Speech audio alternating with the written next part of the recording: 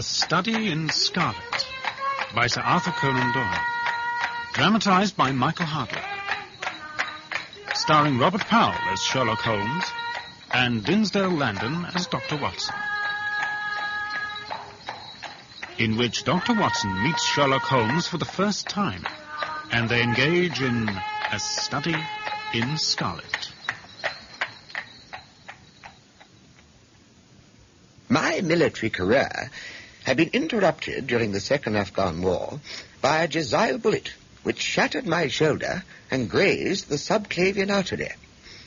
While convalescing from my wound at the base hospital of Peshawar, I was struck down by enteric fever, that curse of our Indian positions, and it was not long before a medical board determined that not a day should be lost in returning me to England, whence I arrived a month later, with my health irretrievably ruined, but with permission from a paternal government to spend the next 9 months attempting to improve it.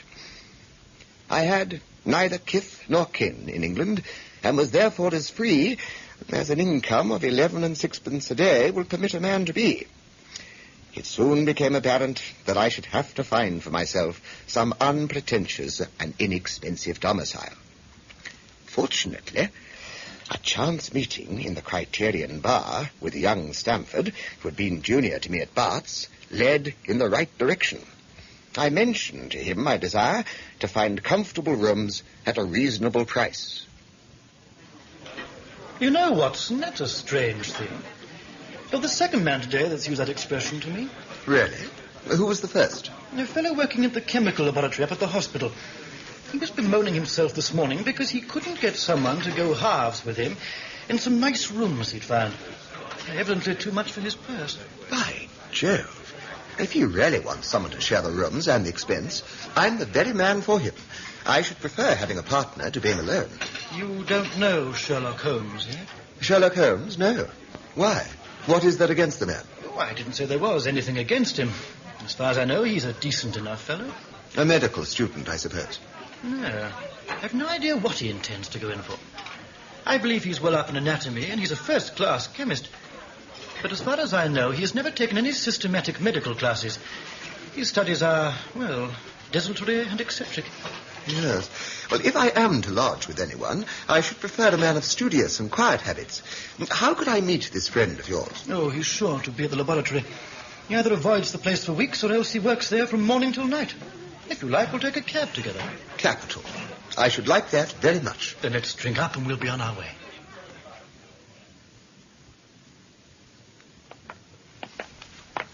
You mustn't blame me, Watson, if you don't get on with him.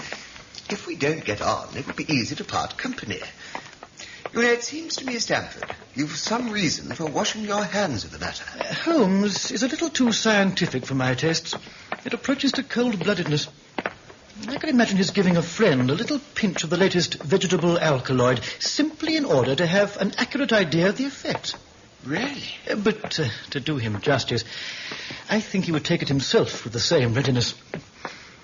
He appears to have a passion for definite and exact knowledge. Very right, too. Yes. But when it comes to beating the subjects in the dissecting room with a stick, it's certainly taking rather a bizarre shape. Beating the subjects? Yes. To verify how far bruises may be produced after death, I saw him at it with my own eyes. And yet you say he isn't a medical student? Heaven knows what the object of his studies is. You must form your own impressions of him. Here we are. Ah, Holmes! Stamford, I have found it. I've found a reagent which is precipitated by hemoglobin and by nothing else. Dr. Watson, Mr. Sherlock Holmes. How do you do? How are you? You've been in Afghanistan, I perceive. How on earth did you know that? Never mind. The question now is about hemoglobin. No doubt you see the significance of this discovery of mine. Let me explain. We came on business, Holmes. My friend here wants to take diggings, and as you were complaining that you could get no one to go halves with you, I thought I'd better bring you together. What a splendid idea. Oh. Dr. Watson, I have my eyes on a suite in Baker Street which will suit us down to the ground. You don't mind the smell of strong tobacco, I hope? I always smoke ships myself. That's good enough. And I generally have chemicals about and occasionally do experiments. Would that annoy you? By no means. Good. Now, Let me see. What are my other shortcomings? I get in the dumps at times and don't speak for days on end. You must not think I am sulky when I do that. Just let me alone and I'll soon be right. Now, what have you to confess? It's just as well for two fellows to know the worst of one another before they begin to live together. Well, I keep a bull pup, and I object to row because my nerves are shaken. And I get up at all sorts of ungodly hours, and I'm extremely lazy. I have another set of vices when I'm well, but those are the principal ones at present. Do you include violin playing in your category of rows? It depends on the player. A well-played violin is a treat for the gods. A badly played one, In that however... case, I think we may consider the thing as settled. That is, if the rooms are agreeable to you. When shall we see them? Call for me here at noon tomorrow, and we'll go together and settle everything. We met the next day as we had arranged, and inspected the rooms at number 221B Baker Street. The bargain was concluded upon the spot, and we at once entered into possession. Holmes was not a difficult man to live with. He was quiet in his ways, and his habits were regular. But as the weeks went by, my interest in him and my curiosity as to his aims in life gradually deepened and increased.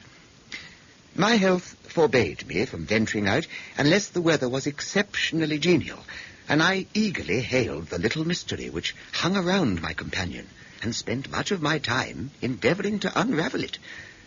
Holmes was, of course, not slow to notice my curiosity, and at last thought fit to discuss our relationship. I trust, Doctor, that these few weeks have not proved to you that I'm too difficult a fellow lodger after all. Oh, far from it, Holmes. I don't mind admitting. You puzzle me, though. Puzzle you? But the way you work like a fiend sometimes, and at others you lie on the sofa there hardly uttering a word or moving a muscle from morning till night. And there's those curious visitors of yours.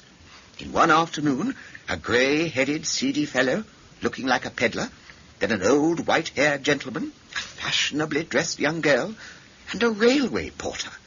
And that sallow, rat-faced fellow, Lestrade, who's been here 3 times in a single week. But I always apologize for putting you to any inconvenience in the matter, Watson. I have to use this room as a place of business, and these people are my clients. But what... Never mind. You don't inconvenience me at all, Holmes. I'm only too pleased. Thank you. But tell me, have your observations of me over these weeks reached any sum total yet? You might think it a bit of a cheat, but I've been jotting down all the various points upon which you've shown me that you're exceptionally well informed. Oh, indeed. I should very much like to hear them. You would? I've got the paper here somewhere. Yes. Here it is. I say, you won't mind, really. Not at all. Well, it runs this way. Sherlock Holmes. His limits. 1, knowledge of literature, nil. 2, knowledge of philosophy, nil. 3, knowledge of astronomy, nil. 4, knowledge of politics, feeble. Oh, do go on. Knowledge of botany, variable. Well up in belladonna, opium, and poisons generally. Knows nothing of practical gardening. Dear me. Knowledge of geology, practical but limited. Tells at a glance different soils from each other. After walks, has shown me splashes upon his trousers and told me by their colour and consistence in what part of London he had received them. 7, knowledge of chemistry, profound. Thank you. 8, knowledge of anatomy, accurate but unsystematic. 9, knowledge of sensational literature, immense. He appears to know every detail of every horror perpetrated in the century. 10, plays the violin well. 11, is an expert single-stick player, boxer, and swordsman. 12, has a good practical knowledge of British law. Oh, capital. I suppose I had better provide you with the answer to it all. You see, the theories of observation and deduction which I frequently express to you are really extremely practical. So practical that I depend upon them for my bread and cheese. How? Well, I have a trade of my own. suppose I'm the only one in the world. I am a consulting detective. Consulting detective? Here in London we have lots of government detectives and lots of private ones. When these fellows are at fault, they come to me, and I manage to put them on the right scent. Lestrade is a well-known police detective. He got himself into a fog recently over a forgery case, and that was what brought him here. I see. And these other people? They're mostly sent on by private inquiry agencies. I listen to their story, they listen to my comments, and then I pocket my fee. But do you mean to say that without leaving this room, you can unravel some knot that other men can make nothing of? I have a kind of intuition that way. Observation with me is second nature. You appeared to be surprised when I told you on our first meeting that you had come from Afghanistan. Well, yes. My train of reasoning ran thus. Here is a gentleman of a medical type, but with the air of a military man. Clearly an army doctor, then. He has just come from the tropics, for his face is dark, and that is not the natural tint of his skin, for his wrists are fair. He has undergone hardship and sickness, as his haggard face says clearly. His left arm has been injured. He holds it in a stiff and unnatural manner. Where in the tropics could an English army doctor have seen much hardship and got his arm wounded? Clearly in Afghanistan. The old train of thought did not occupy a second. Well, it's simple enough as you explain it. But Holmes, I don't really think... I say, that fellow in the street, I wonder what he's looking for. Oh. You mean the retired sergeant of Marines? No, that really is going too far. Oh, well, we shall soon see. He's coming to our door. Really? The trouble is, Watson, that there are no crimes and no criminals these days. What is the use of having brains in our profession? I know well that I have it in me to make my name famous. No man lives, or has ever lived, who has brought the same amount of study and of natural talent to the detection of crime which I have done. And what is the result? There is no crime to detect, or, at most, some bungling villainy with a motive so transparent that even a Scotland Yard official can see through it. Come in. A person to see you, Mr. Holmes. Thank you, Mrs. Hudson. Come in. Thank you, sir. Letter by hand for Mr. Sherlock Holmes. Thank you. May I ask, my good man, what your trade may be? Commissionaire, sir. Uniform way for repairs. And you were? Sergeant, sir. Royal Marine Light Infantry, sir. No answer, Sergeant. Thank you, sir. Good day, gentlemen. Good day, Sergeant. Well, I'm blessed. How in the world did you deduce that? Even when he was down in the street, I could see a great blue anchor tattooed on the back of that fellow's hand. That smacked of the sea. He had a military carriage, however, and regulation side whiskers. There we have the Marine. He was a man with some amount of self-importance and a certain air of command. You must have observed the way in which he held his head and swung his cane. A steady, respectable, middle-aged man, too, on the face of him. All facts which led me to believe that he had been a sergeant. Wonderful. Commonplace. But I said just now that there were no criminals. It appears that I'm wrong. Look at this. May I? Yes, read it. My dear Mr. Sherlock Holmes, there has been a bad business during the night at 3 Lauriston Gardens off the Brixton Road. Our man on the beat saw a light there about 2 in the morning, and as the house was an empty one, suspected that something was amiss. He found the door open, and in the front room discovered the body of a gentleman, well dressed, and having cards in his pocket bearing the name of Enoch J. Drebber, Cleveland, Ohio, USA. There had been no robbery, nor is there any evidence as to how the man met his death. There are marks of blood in the room, but there is no wound upon his person. We are at a loss as to how he came into the empty house. Indeed, the whole affair is a puzzler. If you can come round to the house any time before 12, you will find me there. Yours faithfully, Tobias Gregson. Gregson is the smartest of the Scotland Yarders. He and Lestrade are the pick of a bad lot. They have their knives into one another, too. They're as jealous as a pair of professional beauties. There will be some fun over this case if they're both put upon the scent. But surely there isn't a moment to be lost. Shall I go and order you a cab? My dear fellow, what does it matter to me? Supposing I unravel the whole matter, you may be sure that Gregson, Lestrade and company will pocket all the credit. But he begs you to help him. Yes, he knows that I am his superior and acknowledges it to me, but he would cut his tongue out before he'd own it to any third person. However, we may as well go and have a look. I shall work it out on my own hook. I may have a laugh at them if I have nothing else. Come on, get your hat. You wish me to come? Yes, if you've nothing better to do. A minute later, we were both in a hansom, driving furiously for the Brixton Road. It was a foggy, cloudy morning, and a dull-coloured veil hung over the housetops. My companion was in the best of spirits, and prattled away about Cremona fiddles and the difference between a Stradivarius and an Amati. We were still 100 yards or more from number 3 Lauriston Gardens when Holmes insisted upon our alighting, and so we finished our journey on foot. I had imagined that he would at once have hurried into the house and plunged into a study of the mystery. But nothing appeared to be further from his intention. He lounged up and down the pavement, gazed vacantly at the ground, the sky, and the houses opposite.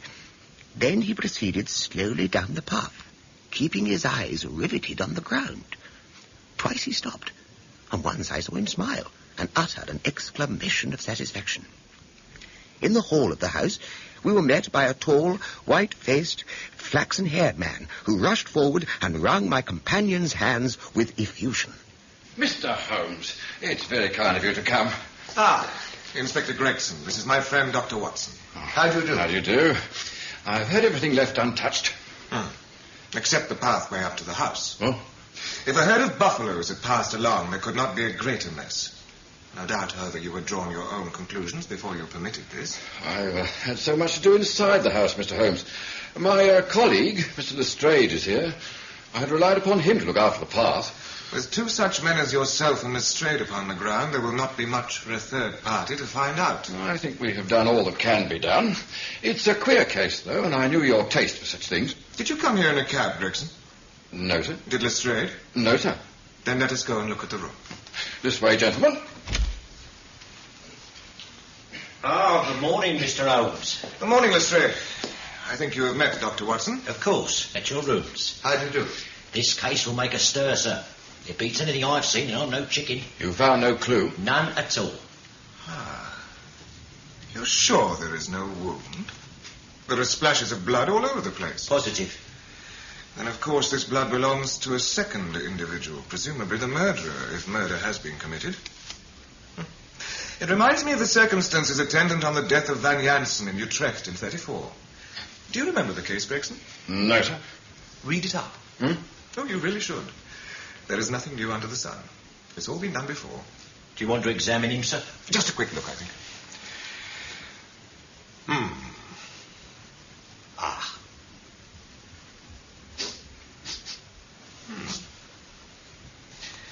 Yes, patent leather boots. Well, I think I have seen everything I need to see. He's not been moved at all. No more than was necessary for the purposes of our examination. Then you can take him to the mortuary now. There's nothing more to be learned. Gregson had a stretcher and 4 men at hand. At his call, they entered the room, and the stranger was lifted and carried out. As they raised him, a gold ring trickled down and rolled across the floor. Lestrade grabbed it up. There's been a woman here. It's a woman's wedding ring. Well, this does complicate matters. Heaven knows they were complicated enough before. You're sure it doesn't simplify them? Simplify? Oh, come, Gregson. There's nothing to be learned by staring at the ring. What did you find in his pockets? Let me see, sir. A gold watch and chain, gold ring with a Masonic device, gold pin, bulldog's head with rubies' eyes, cards of Enoch J. Drebber of Cleveland, corresponding with the EJD upon the linen. No purse, but loose money to the extent of £7.13. A pocket edition of Boccaccio's Decameron with the name of Joseph Stangerson upon the flyleaf. 2 letters, one addressed to E.J. Drebber and one to Joseph Stangerson. At what address? American Exchange Strand, to be left till call for. They're both from the Guyana Steamship Company and refer to the sailing of their boats from Liverpool to New York. Have you made any inquiries as to this man Stangerson? Oh, I did at once, sir. I've had advertisements sent to all newspapers, and one of my men has gone to the American Exchange, but he's not returned yet. Have you sent to Cleveland? We telegraphed this morning. How did you word your inquiries? Oh, we simply detailed the circumstances and said we should be glad of any information that could help us. Ah. You did not ask for particulars on any point which appeared to you to be crucial. I asked about Stangerson. Nothing else? Is there no circumstance upon which this whole case appears to hinge? Will you not telegraph again? I've said all I have to say, Mr. Holmes. Mr. Gregson, I have just made a discovery of the highest importance, and one which would have been overlooked had I not made a careful examination of the walls. Oh, Mr. Lestrade, and what is it? Look here, on this wall. Now, stand there. I'll strike a match. Look at that. What does it say? I can't quite see. R-A-C-H-E.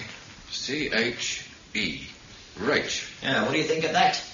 The murderer has written it with his or her own blood. You see this smear where it's trickled down the wall? That disposes of the idea of suicide, anyhow.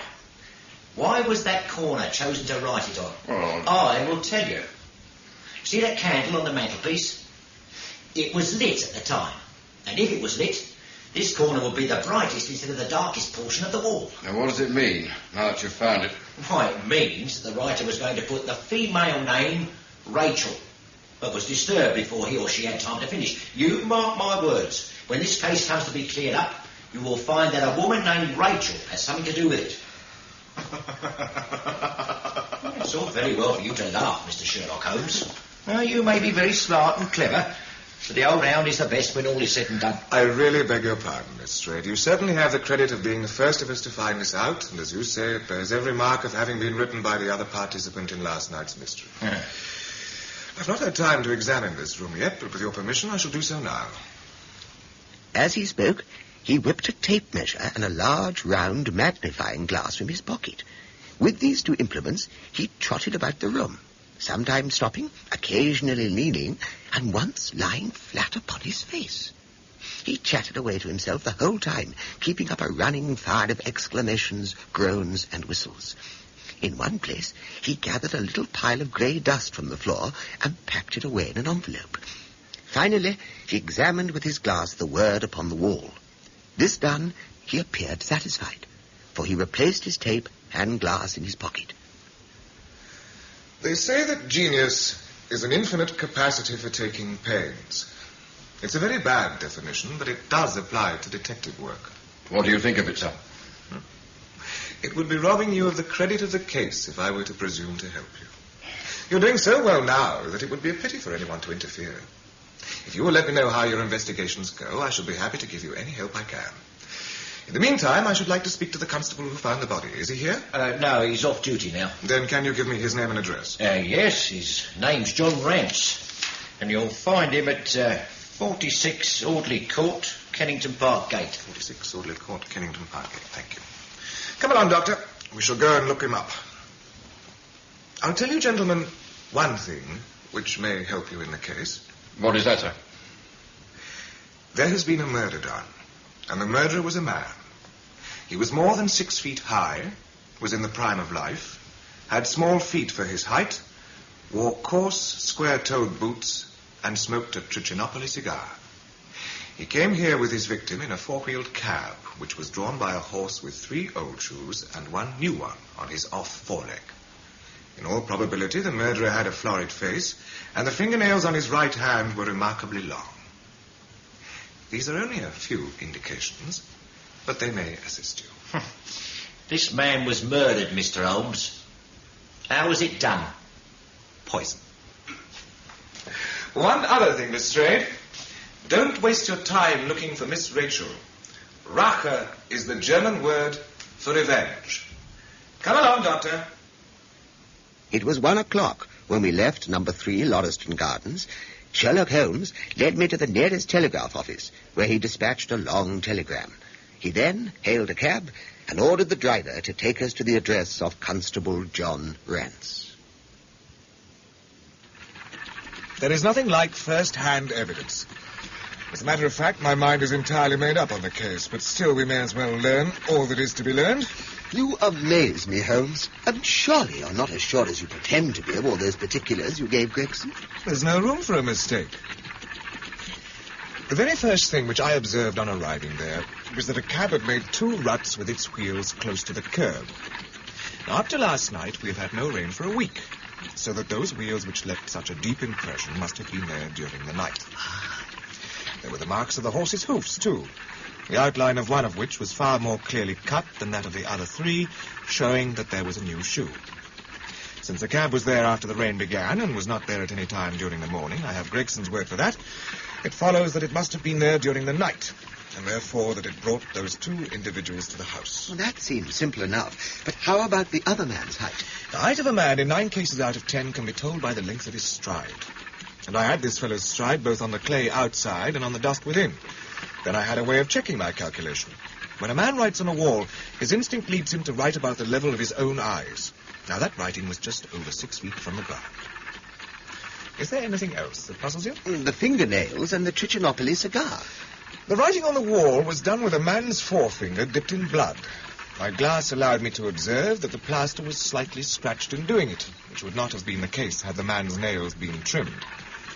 I gathered up some scattered ash from the floor. It was dark in colour and flaky, such an ash as is only made by Trichinopoly.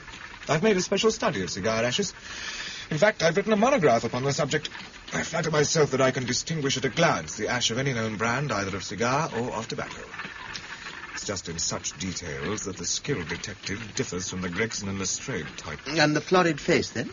Ah, that was a more daring shot, though I have no doubt that I was right. You must not ask me that in the present state of the affair. My head is in a whirl. The more one thinks of it, the more mysterious it grows. Now, how came these 2 men, if there were 2 men, into an empty house? How could one man compel another to take poison? Where did the blood come from? What was the object of the murder, since robbery had no part in it? How came the woman's ring there? And above all, why should the second man write up the German word, Rache, before decamping? I confess, Holmes, I can't see any possible way of reconciling all these facts. You sum up the difficulties of the situation succinctly and well, Watson. There is much that is still obscure, though I have quite made up my mind on the main facts.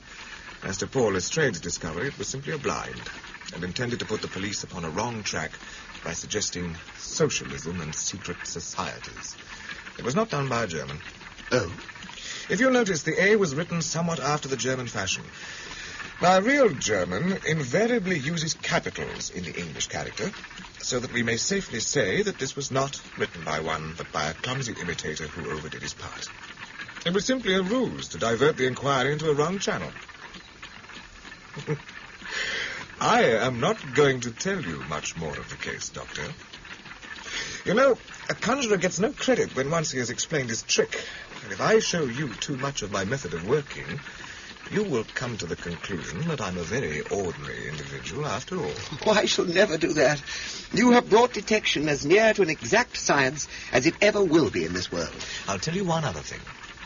Patent Leathers and Square Toes came in the same cab, and they walked down the pathway together as friendly as possible. Really? Arm in arm, in all probability. When they got inside, they walked up and down the room, or rather, Patent Leathers stood, while Square Toes walked up and down. I could read all that in the dust, and I could read that as he walked, he grew more and more excited. That is shown by the increased length of the strides. He was talking all the while and working himself up, no doubt, into a fury. Then the tragedy occurred. Now, I've told you all I know myself. The rest is mere surmise and conjecture. We have a good working basis, however, on which to start. Perhaps we shall learn a little more from Constable Rance. I'll tell it you from the beginning, gents. Now, I knew that them 2 houses in Lauriston Garden was empty, on account of him that owns them won't have the drains seen to, though the very last tenant that lived in one of them died of typhoid fever. So, I was knocked all in a heap at seeing a light in the window, and I suspected as something was wrong. There was no one in the street? Not a living soul, sir. Well, I pushed the door open. All was quiet inside, so I went into the room where the light was a-burning. There was a candle flickering on the mantelpiece, a red wax one. And by its light I saw... Yes, I know all that you saw. Huh? You walked around the room several times, and you knelt down by the body, and then you walked through and tried the kitchen door. Where was you hid to see all that? It seems to me that you knows a good deal more than you should. Here's my card. Don't get arresting me for the murder. I'm one of the hounds, not the wolf. Mr. Gregson or Mr. Lestrade will answer for that. Go on, though. What did you do next? I went back to the gate and sounded my whistle. Well, that brought Murcher and two more to the spot. Was the street empty then? Well, it was as far as anybody that could be of any good goes. What do you mean? I've seen many a drunk chap in me time, but never anyone so drunk as that cove. He was at the gate when I come out, leaning up agin the railings and singing at the pitch of his lungs about Columbine's newfangled banner or some such stuff. He couldn't stand, far less help. What sort of man was he? He was an uncommon drunk sort of man. He'd have found himself in the station if we hadn't been so took up. His face? His dress? Didn't you notice them? I shall think I did notice them, seeing that I had to prop him up. Me and Murcher between us. He was a long chap with a red face, the lower part muffled around. That will do. What became of him? Well, we'd enough to do without looking after him. I'll wager he found his way home all right. How was he dressed? A brown overcoat. Had he a whip in his hand? A whip? No. He must have left it behind. You didn't happen to see or hear a cab after that? No. Well, there's a half-sovereign for you. Thank you, sir. I'm afraid, Rance, that you will never rise in the force. That head of yours should be for use as well as ornament. You might have gained your sergeant's stripes last night. The man whom you held in your hands is the man who holds the clue to this mystery, and whom we are seeking. Oh, but I tell you, there is no use arguing about it now. I tell you that it is so. Come along, Doctor.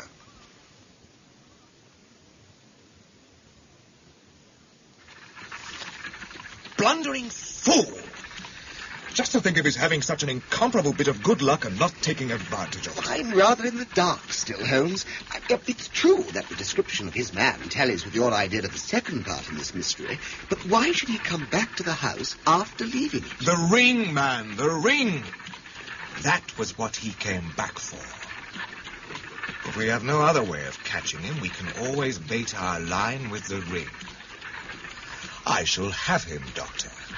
I lay you 2 to 1. I'll have him. I must thank you for it all. Me? I might not have gone but for you, and so have missed the finest study I ever came across. A study in Scarlet. Eh? Why shouldn't we use a little art jargon? There's a scarlet thread of murder running through the colourless skein of life. And our duty is to unravel it and isolate it and expose every inch of it. Our morning's exertions had been too much for my weak health, and I was tired out. Holmes, on the contrary, departed in high spirits to hear a concert by the violinist Norman Neruda, for whom he had expressed great admiration. I lay down on the sofa and endeavoured to get a couple of hours' sleep. It was a useless attempt. Every time that I closed my eyes, I saw before me the distorted, balloon-like countenance of the murdered man. Holmes was very late in returning. So late that I knew that the concert could not have detained him all the time. Ah, Watson, you're not looking quite yourself. This Brixton Road business has upset you. I do not suppose you've seen the evening paper. No.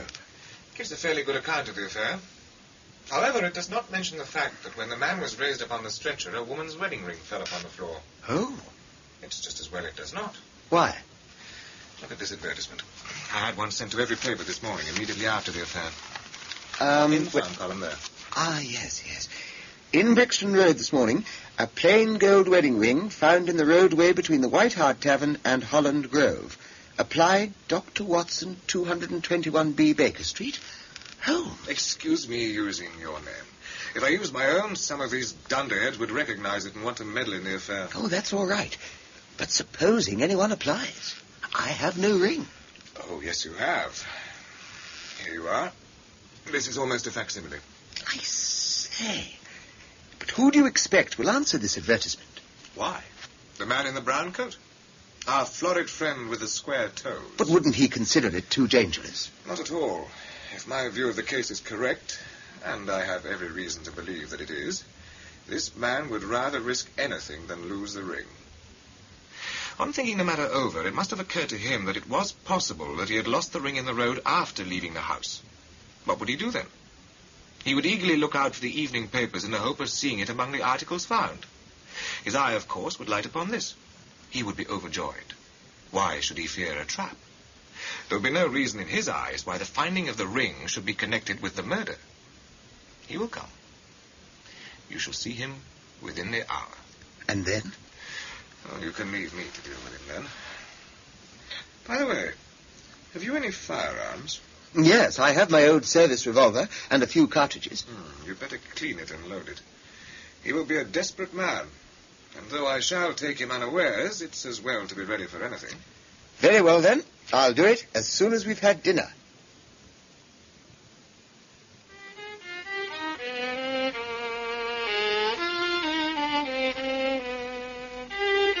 Holmes, it's gone 8 o'clock. Yes. We shall not have long to wait, I promise you.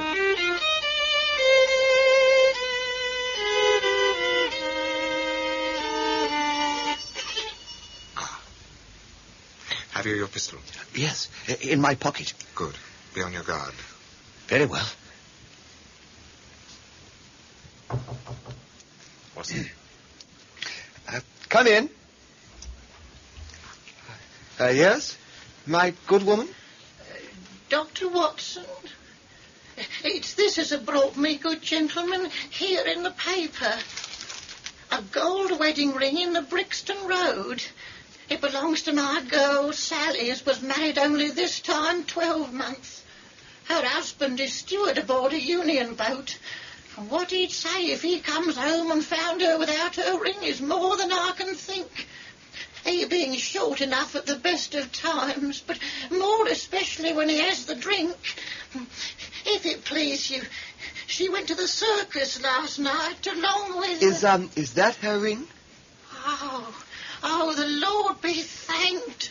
Oh, Sally will be a glad woman this night. And what may your address be? 13 Duncan Street, Houndsditch. A weary way from here. The Brixton Road does not lie between any circus and Houndsditch. The gentleman asked me for my address. Sally lives in lodgings at 3 Mayfield Place, Peckham. And your name is? My name is Sawyer. Hers is Dennis. Sally Dennis. Which Tom Dennis married her. And a smart, clean lad, too. As long as he's at sea.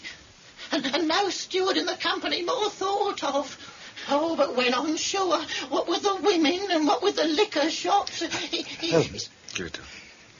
Here is your ring, Mrs. Sawyer. Oh. It clearly belongs to your daughter, and I'm glad to be able to restore it to the rightful owner. Oh, kind gentleman. If you only knew how pleased my Sally will be. Oh, if he could have come home and found her without it, I don't know what he might have done. Thank you, good gentleman. Oh, my poor Sally, what will she say? Good night, Mrs. Sawyer. Good night to you, sir. I'll follow her. She must be an accomplice. She'll lead me to him. Wait up for me, Watson. It was close upon 9 when he set out. He did not return for almost 3 hours. The instant he entered, I saw by his face that he had not been successful. Amusement and chagrin seemed to be struggling for the mastery, until the former suddenly carried the day.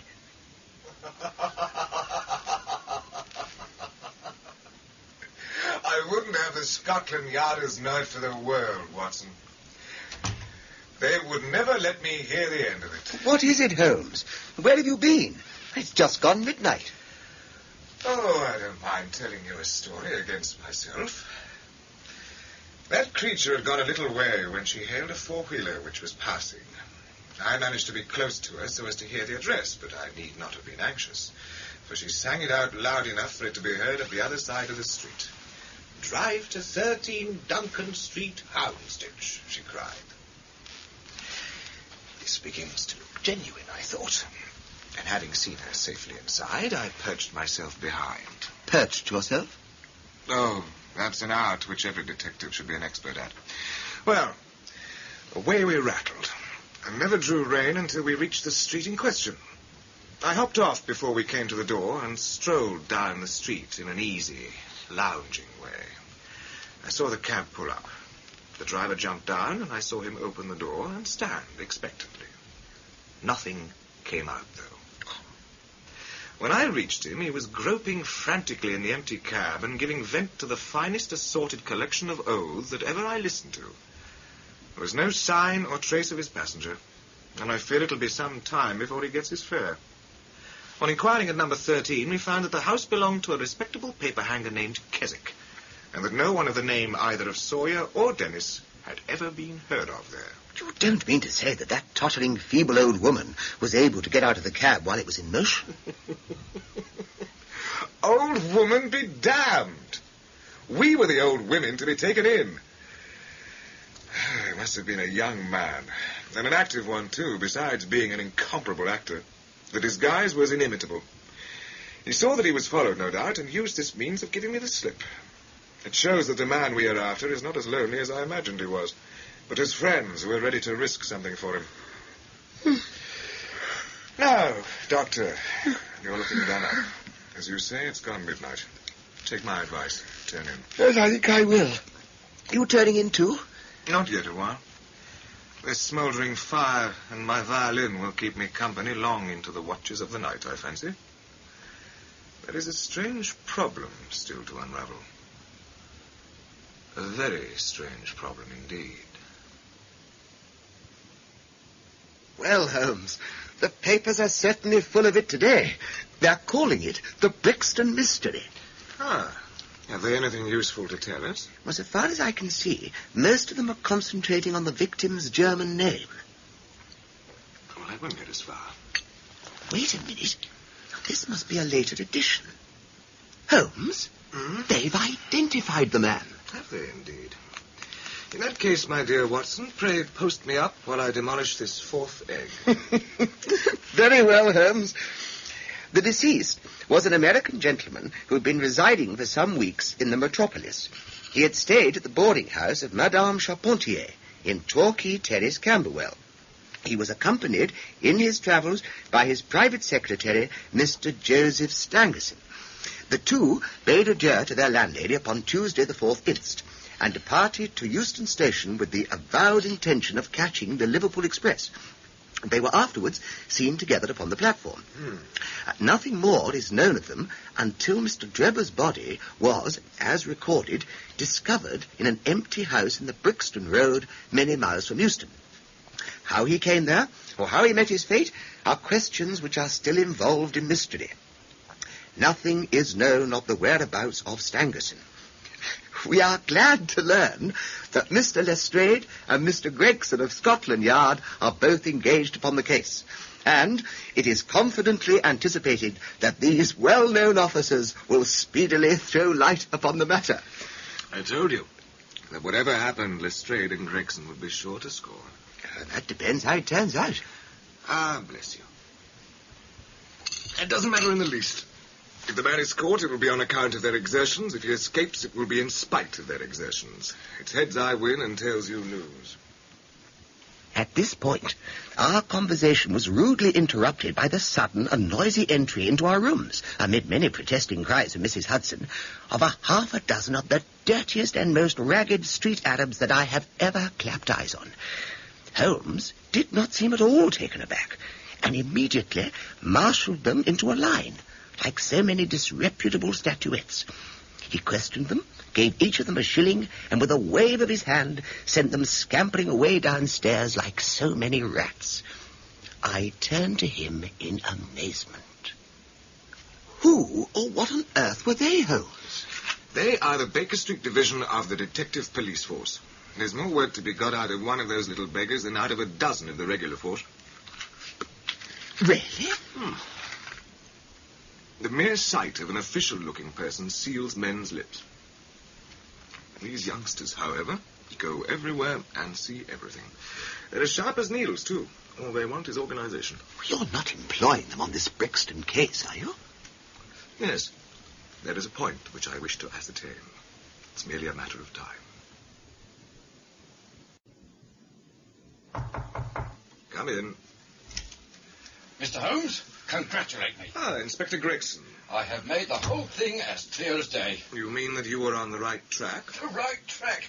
Why, we have the man under lock and key. And his name is? Arthur Charpentier, sub-lieutenant in Her Majesty's Navy. Oh. Take a seat and try one of these cigars. Oh, thank you. We're anxious to know how you managed it. Is it too early for some whiskey and water? No, I don't mind if I do. I'll get it. Oh, thank you, Dr. Watson.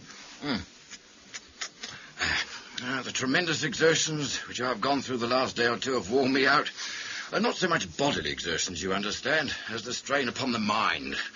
You'll appreciate that, Mr. Sherlock Holmes, if we're both brain workers. Do me too much honour. Let us hear how you arrived at this most gratifying result. The fun of it is, that fool Lestrade, who thinks himself so smart, has gone off upon the wrong track altogether. He's after the secretary, Stangerson, who had no more to do with the crime than the babe unborn. Here you are, Inspector. Oh, thank you, Doctor. Good health, gentlemen. Good health. And how did you get your clue, Gregson? Well, the first difficulty which we had to contend with was finding this American's antecedents. Some people would have waited until their advertisements were answered, or until parties came forward and volunteered information. And that's not Tobias Gregson's way of going to work. You remember the hat beside the dead man? Yes, by John Underwood and Son, 129 Camberwell Road. No idea you noticed that. Well, anyway, my belief is you should never neglect a chance, however small it may seem. To a great mind, nothing is little. Yeah, quite right. Well, I went to Underwood and asked him if he had sold a hat of that size and description. He looked over his books and came on it at once. He had sent a hat to a Mr Drebber, residing at Charpentier's boarding establishment, Torquay Terrace. Thus, I got his address. Smart. Very smart. Well, I next called upon Madame Charpentier. I found her very pale and distressed. Her daughter was in the room, too, an uncommonly fine girl she is, I may add, though she was looking red about the eyes and her lips trembled as I spoke to her. That didn't escape my notice. You know the feeling, Mr. Holmes, when you come upon the right scent, a kind of thrill in your nerves.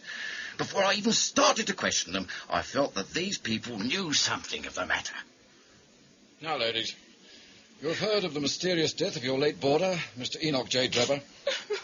There now, dear.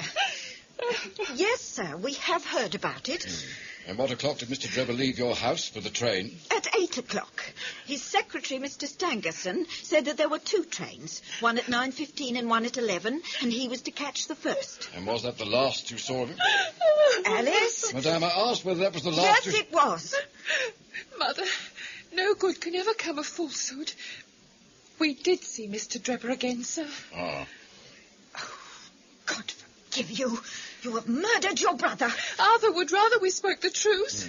Then you'd best tell me all about it. Half confidences are worse than none.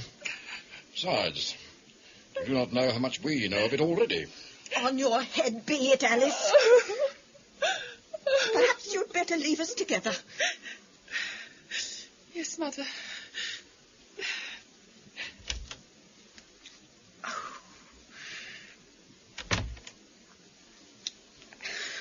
Now, sir, I had no intention of telling you all this, but since my poor daughter disclosed it, I've no alternative.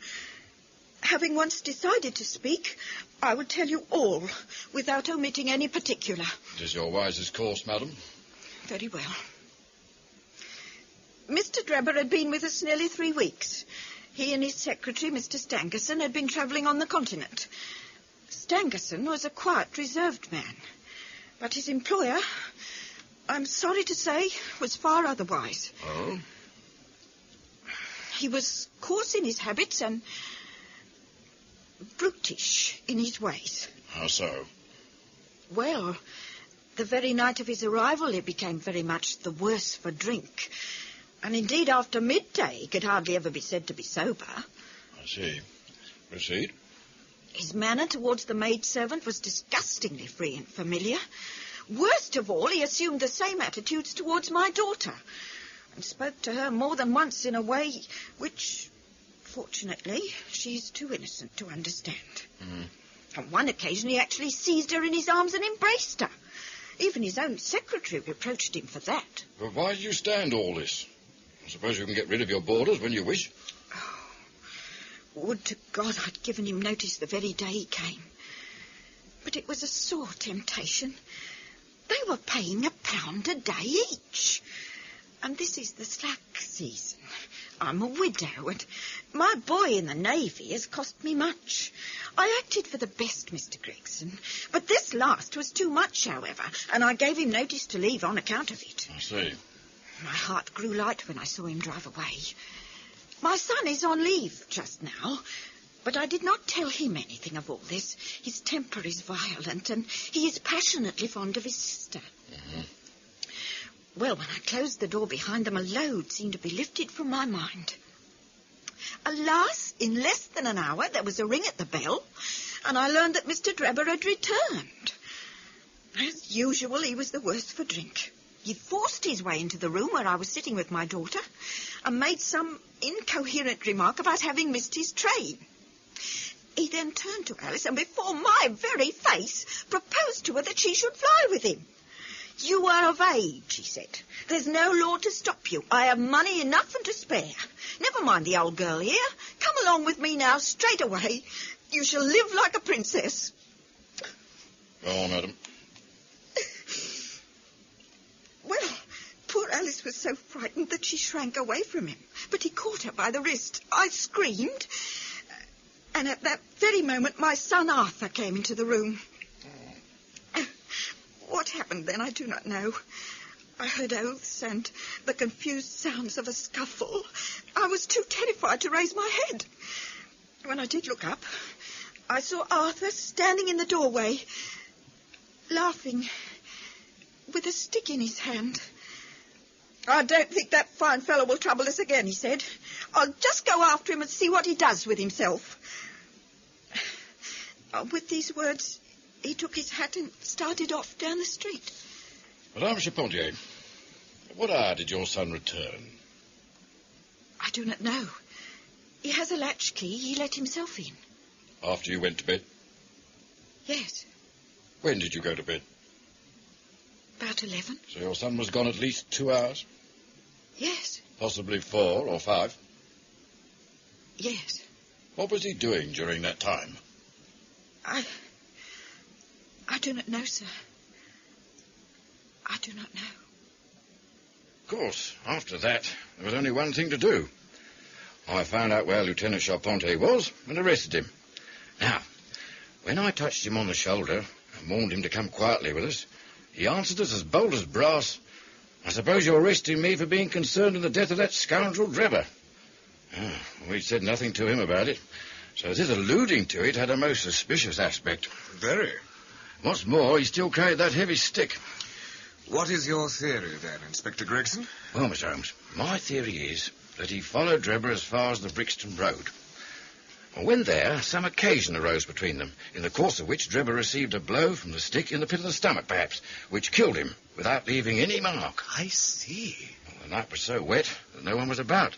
So Charpentier dragged the body of his victim into the empty house. Well, as to the candle and the blood and the writing on the wall and the ring, they may all be so many tricks to throw the police on the wrong scent. Well done. Really, Gregson, you're getting along. We shall make something of you yet. Yeah, well, I flatter myself that I have managed it rather neatly. Charpentier volunteered a statement in which he said that after following Drebber for some time, the latter perceived him and took a cab in order to get away from him. Then he said he met an old shipmate and took a long walk with him. On being asked where his old shipmate lived, he was unable to give any satisfactory reply. Well, I think the whole case fits together uncommonly well. What amuses me is to think of Lestrade. He started off on the wrong scent, hasn't he? I'm afraid he won't make much of it. Mr. Holmes... Why, by Jove, here's the very man himself. Come in, Inspector Lestrade. Oh. So, you're here, Gregson. Well, I suppose, Lestrade, you've come to consult Mr. Sherlock Holmes. Ask him what move to make next, eh? Well, I don't mind admitting this is the most extraordinary case. A most incomprehensible affair. Ah, you find it so. I thought you would come to that conclusion. Have you managed to land the secretary, Mr. Joseph Stangerson? I have just come from Stangerson's room. We have been hearing Gregson's view of the matter. Would you mind letting us know what you have done, Lestrade? Whiskey, Inspector? Thank you, Dr. Watson. No, Mr. Holmes, no objection at all. I freely confess that I was of the opinion that Stangerson was concerned in the death of Drebber. Was?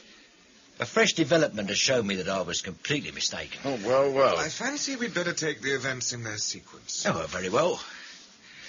Full of the one idea, I set myself to discover what had become of the secretary. He and Drebber had been seen together at Euston Station about 8:30 on the evening of the 3rd. Here you are, Inspector. Thank you, Doctor. At 2 in the morning of the 4th, Drebber had been found murdered in the house off the Brixton Road. Now, the question which confronted me was to find out how Stangerson had been employed between 8:30 and the time of the crime, and what had become of him afterwards. I telegraphed to Liverpool, giving a description of the man and warning them to keep a watch upon the American boats. Did you? Oh, yes. I then set to work, calling upon all the hotels and lodging houses in the vicinity of Euston.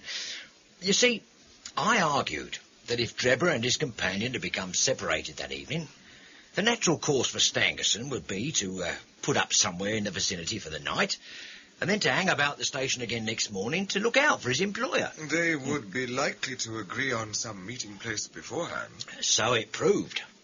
I spent the whole of yesterday evening making inquiries entirely without avail. This morning, I began very early, and at 8 o'clock I reached Halliday's private hotel in Little George Street. Good morning, sir. Can I help you? I hope so. I'd like to know whether a Mr. Stangerson is living here. Oh, indeed, sir. No doubt you were the gentleman he was expecting. He's been waiting for a gentleman for 2 days. Yes. Where is he now? He's upstairs in bed, sir. He wished to be called at 9. I will go up and see him at once, then. Yes, sir. The Boots will take you. Boots? Yes, sir. Morning, sir. Take this gentleman up to Mr. Stangerson's room. Yes, sir. Would you follow me, sir? This is room, sir. Just along here. Thank you very much. Thank you, sir. Cool. What's that? It looks like blood coming from under his door. You're right. It's locked, sir. Stand out of the way while I put my shoulder to it. Sir. Get back.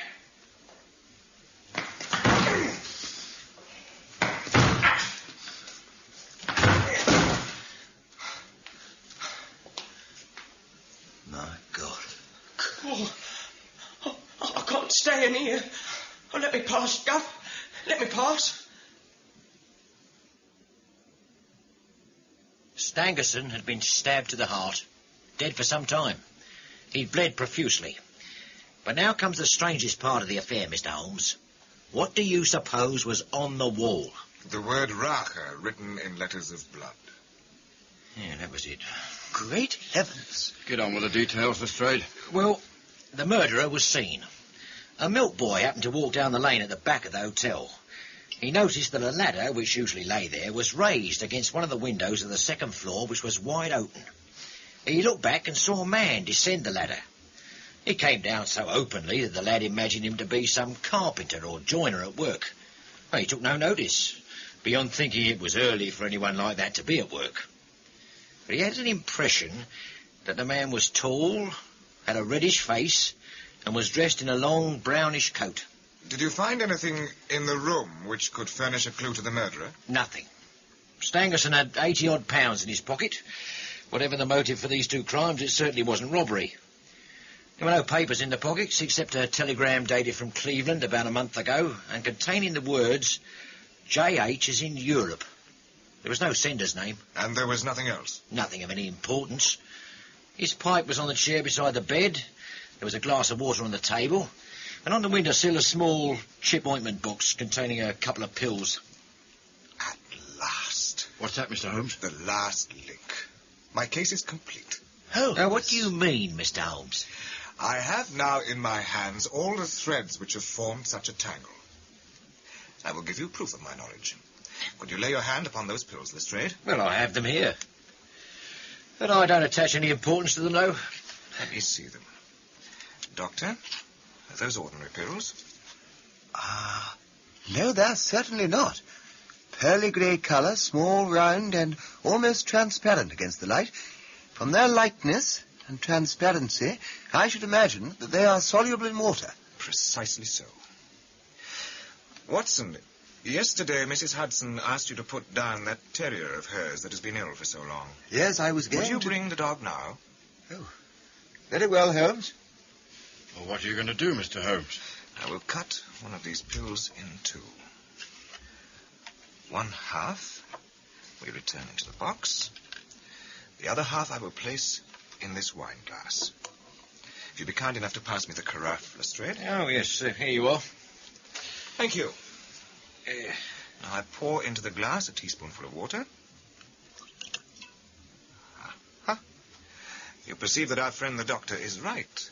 The pill readily dissolves. Yes, this may be very interesting, Mr. Holmes, but I can't see what it has to do with the death of Mr. Joseph Stangerson. Patience, my friend, patience. You will find in time that it has everything to do with it. I will now add a little milk. Here he is. Poor old chap. Long past his allotted span, I'm afraid. Poor boy. Now, here's a drink for you. Oh, what's supposed to happen now? Can't be a coincidence. The very pills which I suspected in the case of Drebber are actually found after the death of Stangerson. And yet they are inert. What can it mean? Surely my whole chain of reasoning cannot have been false. No, it's impossible. Well, if you ask me, Wait. I think you've... I have it. I have it. Where's that other pill? Here you are. Cut it in two and put it in the saucer. Very well. You mean you're going to try again? Precisely. This time, the unfortunate creature's tongue seemed hardly to have been moistened when it gave a convulsive shiver in every limb and lay as rigid and lifeless as if it had been struck by lightning. Poor old chap. I should have had more faith. I ought to know by this time that when a fact appears to be opposed to a long train of deductions, it invariably proves to be capable of bearing some other interpretation. Of the two pills in that box, one was of the most deadly poison, and the other was entirely harmless. I ought to have known that before ever I saw the box at all. Well, I don't like saying it in front of you, Gregson, but I'm right out of my depth. I really am. You're not alone, Lestrade. I can't make head nor tail of it. It is a mistake to confound strangeness with mystery. The most commonplace crime is often the most mysterious because it presents no new or special features from which deductions may be drawn. This murder would have been infinitely more difficult to unravel had the body of the victim been simply found lying in the roadway without any of those outre and sensational accompaniments which have rendered it remarkable. These strange details have really had the effect of making it less difficult. Now, look here, Mr. Holmes. We want something more than mere theory and preaching now. It's a case of taking the man. I have made my case out, and it seems I was wrong. Young Charpentier is locked up and couldn't have been engaged in this second affair. Lestrade went after his man, Stangerson, and it appears he was wrong, too. Can you name the man who did it? Right, Holmes, if I may say so. Any delay in arresting the murderer might give him time to perpetrate some fresh atrocity. There will be no more murders. You can put that consideration out of the question. You have asked me if I know the name of the murderer. I do. Mr. The Holmes. mere knowing of his name is a small thing, however, compared with the power of laying our hands upon him. This I expect very shortly to do. But how? I have good hopes of managing it through my own arrangements, but it is a thing which needs delicate handling. We have a shrewd and desperate man to deal with. As long as this man has no idea that anyone has a clue, there is some chance of securing him. But if he had the slightest suspicion, he would change his name and vanish in an instant among the 4 million inhabitants of this great city. Without meaning to hurt either of your feelings, I am bound to say that I consider him to be more than a match for the official force, and that is why I have not asked your assistance. Now, look here. If I fail, I shall, of course, incur all the blame due to this omission. But that I am prepared for. Well, I don't know about that. Yes, Mrs. Hudson? Your cab is at the door, sir. Thank you, Mrs. Hudson. Lestrade, Gregson, why don't you introduce this pattern of handcuffs at Scotland Yard? See how beautifully the spring works. The old pattern's good enough, sir, if we can only find a man to put 'em on. Very good. Very good. The cabman may as well help me with my boxes. Just ask him to step up, Mrs. Hudson. Yes, sir. Holmes, you never said anything about setting out on a journey. Nor I did, Watson. However, I must just get this small portmanteau ready. What is this, Mr. Holmes? Yes, Holmes, I really think that... It's been used for so long. These buckles are dreadfully difficult. Well, I'll help you. No, the cabman can do it. Ah. There you are, my good man. Yes, Governor? Just give me a help with this buckle, if you please. All right, sir. What? Gentlemen, let me introduce you to Mr. Jefferson Hope, the murderer of Enoch Drebber and Joseph Stangerson. Jefferson Hope, I arrest you. I think, Mr. Lestrade, in view of my seniority of service. Oh, very well. Jefferson Hope, I arrest you in the Queen's name for the murders of Enoch Drebber and Joseph Stangerson. I must caution you that anything you say will be taken down and may be put in evidence. Oh, Willis. All right, I've got a good deal to say, and I want to tell you gentlemen all about it. But if there's a vacant place for a chief of police, sir, I reckon you're the man for it, sir. Never mind about that. No, I mean it.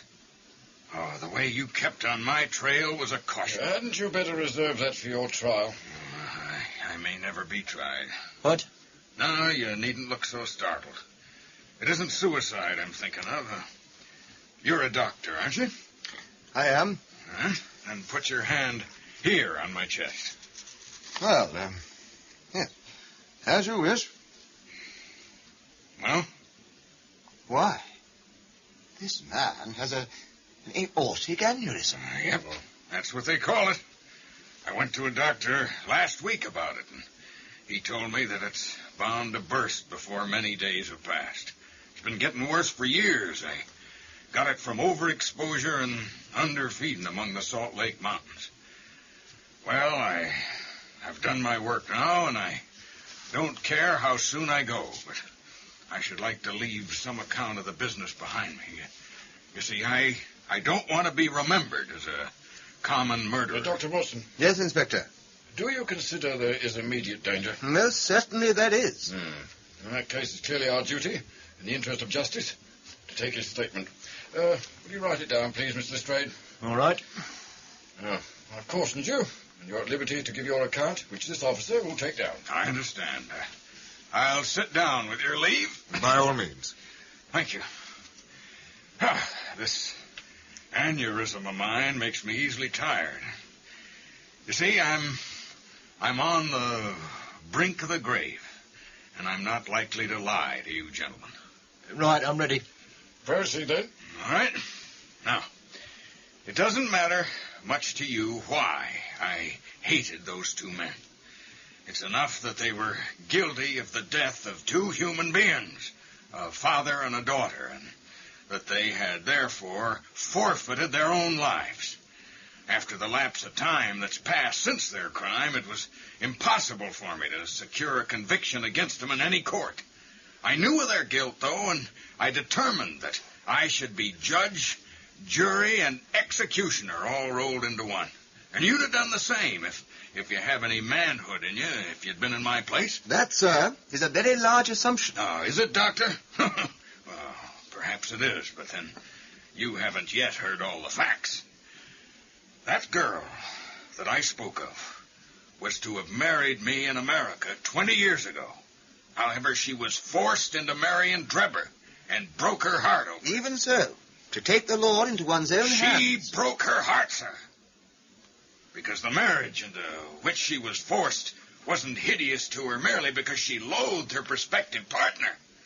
She was also expected to share him with 7 other wives.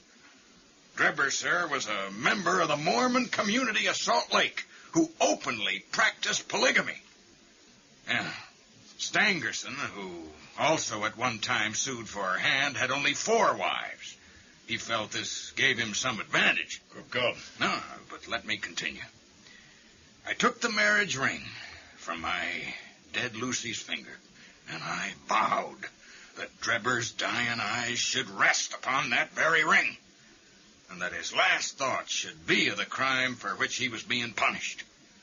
I carried it about with me and followed him and his accomplice over 2 continents until I caught him.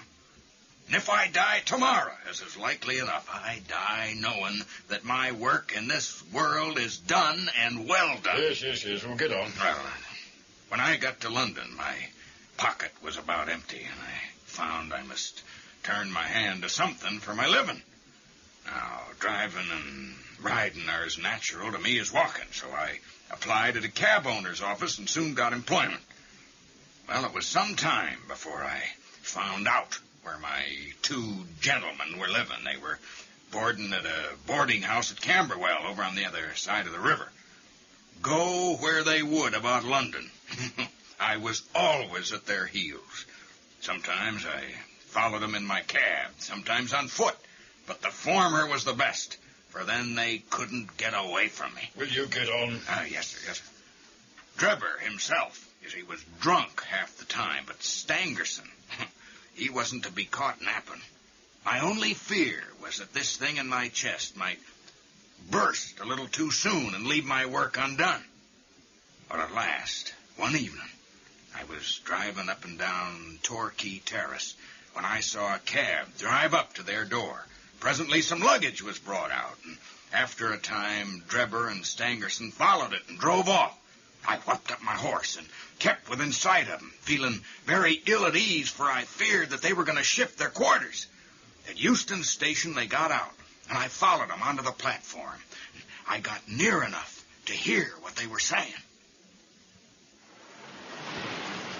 I tell you, there isn't another Liverpool train for hours. So care. I care. The sooner we're on a train to Liverpool and getting out of here, the happier I'll be. Well, Stangerson, we'll just have to wait, won't we? Come to think of it, I have a little business of my own to do. If you just hang around here someplace, I'll go off and I'll join you later. Like hell. You swore we'd always stick together. If you go, I'm going with you. Well, now, this little matter is kind of delicate. You'd be in the way. Oh, is that so? Well, either I go with you or we both stay here. You can take it or leave it, Drebber. Now, look here, Stangerson. It's about time you remembered you're nothing more than a paid servant around here. Now, who the hell do you think you are trying to dictate to me? I didn't mean that way. Well, that's how it sounded to me. Now, you cut it out once and for all. Okay, then. But look, supposing you're not back in time for the train. It's the last one out tonight. I'll be back here before 11. I'll tell you what, if I'm not, we'll meet up again at Halliday's Hotel. Does that suit you? I guess it'll have to. The moment for which I'd waited so long had come at last. My plans were already formed. It chanced that some days before, a gentleman who'd been looking over some empty houses off the Brixton Road had dropped a key of one of them in my carriage. How to get Drebber to that house was the problem. There was a hansom in front of mine, and he hailed it. I followed it for miles until, to my astonishment, we found ourselves back in the terrace where he'd been lodging. Well, I went on, and I pulled up my cab 100 yards or so from the house.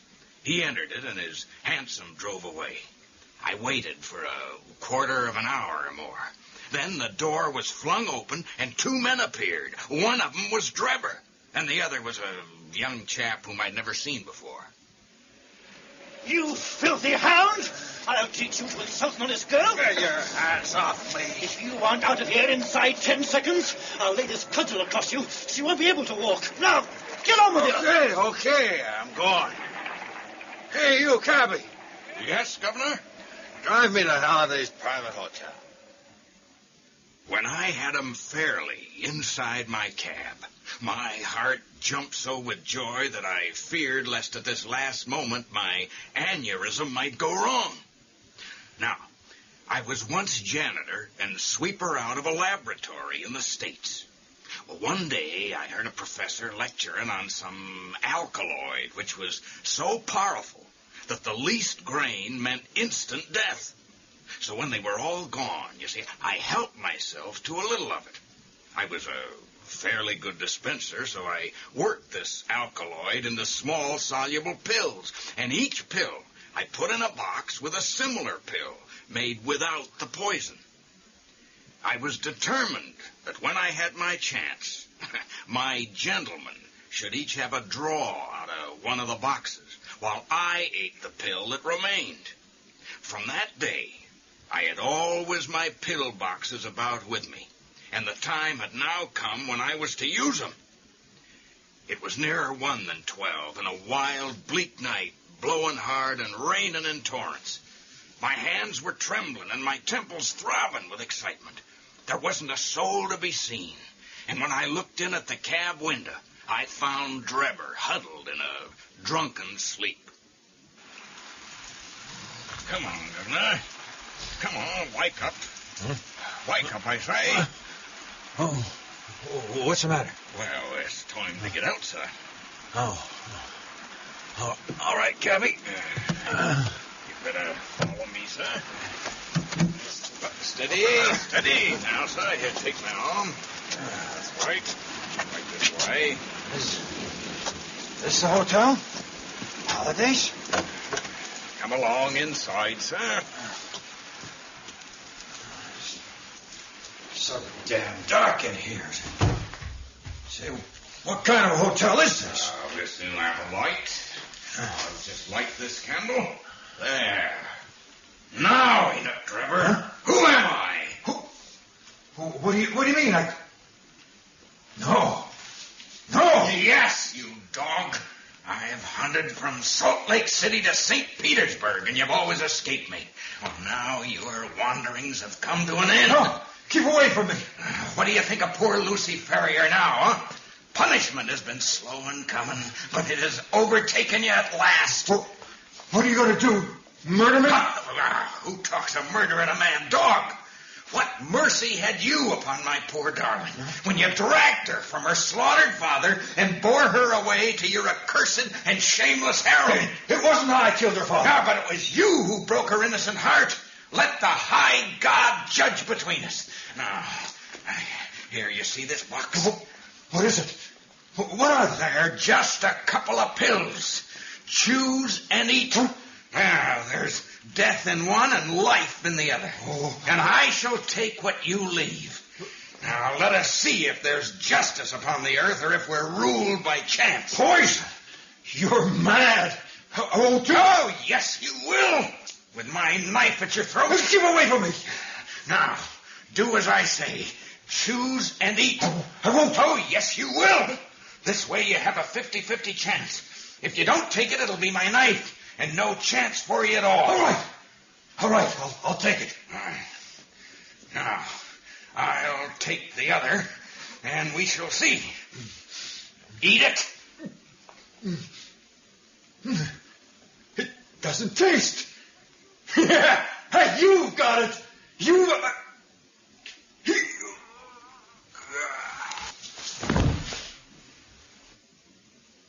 I turned him over with my foot and placed my hand upon his heart. There was no movement. He was dead. The pulses in my temples were beaten like sledgehammers, and I believe I would have had a fit of some sort if the blood hadn't gushed from my nose and relieved me. Now, I remembered a German being found in New York with Rach written up above him, and it was argued that the secret societies must have done it. I guessed that what puzzled the New Yorkers would puzzle Londoners, so I dipped my finger in my own blood and printed it on the wall. Then I walked down to my cab. I had driven some distance when I put my hand into the pocket in which I usually kept Lucy's ring, and I found that it wasn't there. It was the only memento I had of her. So I drove back, and leaving my cab in a side street, I went boldly up to the house. Well, I walked right into the arms of a police officer who was coming out. I managed to fool him by pretending to be hopelessly drunk, but I had to go away without that ring. So much for Drebber, then. How about Stangerson? Well, I knew he was staying at Halliday's Hotel, so early next morning I took advantage of some ladders which were lying in the lane behind the hotel, and so made my way into his room in the gray of the dawn. I woke him up and told him he was to answer for the life he'd taken so long before. I gave him the same choice of poison pills. Well, he sprang from his bed and flew at my throat. In self-defense, I stabbed him to the heart. I see. Have you anything more to say? Well, not much. I'm about done up, gentlemen. I went on cabbying intending to save enough to take me back to America. I was standing in the yard when a ragged youngster asked if there was a cabby there called Jefferson Hope and said that his cab was wanted by a gentleman at 221B Baker Street. Oh, I came around. Next thing I knew, this man here had the bracelets on my wrists. Well, that's the whole of my story, gentlemen. You may consider me to be a murderer, but I hold that I'm just as much an officer of justice as you are. You got all that, Mr. Lestrade? Every word. Well, is there anything you'd like to ask, Mr. Holmes? There is only one point of which I should like a little more information. Who was your accomplice who came for the ring? Now, sir, I can tell my own secrets, but I don't get other people into trouble. I saw your advertisement. I thought it might be a plant. My friend volunteered to go and see, and I think you'll admit that he did it smartly. You have my word on it, though, gentlemen, that his connection with the whole business ends there. He had no hand in the deaths of those two men and knows nothing about them. I think we can accept the truth of that, Gregson. Very well, Mr. Holmes. But now, gentlemen, the forms of the law must be complied with. The prisoner will be brought before the magistrates, and your attendance will be required. Well, that's understood, Inspector. Until then, I will be responsible for him. Come along, if you please, Mr. Lestrade. Right. He may as well use his own cab, but I'm afraid we can hardly let him drive it. You'll have to oblige. Oh, never mind. At least I can drive a cab. Come along, Hope. Let's be moving. We had all been warned to appear before the magistrates upon the Thursday. But when the Thursday came, there was no occasion for our testimony. A higher judge had taken the matter in hand, and Jefferson Hope had been summoned before a tribunal where strict justice would be meted out to him. On the very night after his capture, the aneurysm burst, and he was found in the morning stretched upon the floor of his cell, with a placid smile upon his face, as though he'd been able in his dying moments to look back upon a useful life and on work well done. Will there still be a court hearing? I mean, now that he's dead? Oh, yes. The formalities will have to be observed. It won't be the same, though. I must admit, the trial would have been pretty interesting. Never mind. I wouldn't have missed the investigation for anything. There's been no better case within my recollection. Simple as it was. Simple? Oh, really. It can hardly be described as otherwise. The proof of its intrinsic simplicity is that without any help, save a few very ordinary deductions, I was able to lay my hand upon the criminal within 3 days. That's true. But how? I've already explained to you that what is out of the common is usually a guide rather than a hindrance. In solving a problem of this sort, the grand thing is to be able to reason backwards. In the everyday affairs of life, it is more useful to reason forwards, and so the other comes to be neglected. There are 50 who can reason synthetically for one who can reason analytically. Well, I confess I don't... And this was a case in which you were given the result and had to find everything else for yourself. Now, I approached the house with my mind entirely free from all impressions. As I walked down the garden path, I saw the heavy footmarks of the constables, but I saw also the track of the two men who had first passed through the garden. It was easy to tell that they had been before the others, because in places their marks had been entirely obliterated by the others coming upon the top of them. This told me that the nocturnal visitors were two in number, one remarkable for his height, and the other fashionably dressed, to judge from the small and elegant impression left by his boots. What next? On entering the house, this inference was confirmed. My well-booted man lay dead before me. The tall one, then, had done the murder, if murder there was. Having sniffed the dead man's lips, I detected a slightly sour smell, and I came to the conclusion that he had been poisoned. I argued from the hatred and fear expressed upon his face that the poison had been forced upon him. But Holmes, whoever heard of... Oh, do not imagine that it was a very unheard of idea. The forcible administration of poison in the cases of Dolsky in Odessa and Le Turier in Montpellier will at once occur to any toxicologist. Is that so? Oh, yes. Now, I quickly came to the conclusion, since there were no signs of a struggle, that the blood which covered the floor had burst from the murderer's nose in his excitement. I could see that the track of blood coincided with the track of his feet. As a medical man, Watson, you will agree that it is seldom that any man breaks out in such a way unless he's very full-blooded, through emotion. Quite true. So I hazarded the opinion that the criminal was a robust and ruddy-faced man. As indeed he was. Quite so. You will remember that I ascertained that when Gregson telegraphed to America, he had not inquired as to any particular point which might appear to be critical. Yes. Well, bearing in mind the wedding ring, I telegraphed to the head of the police at Cleveland, limiting my inquiry to the circumstances connected with the marriage of Enoch Drebber. The answer was conclusive. It told me that Drebber had already applied for the protection of the law against an old rival in love named Jefferson Hope, and that this same Hope was at present in Europe.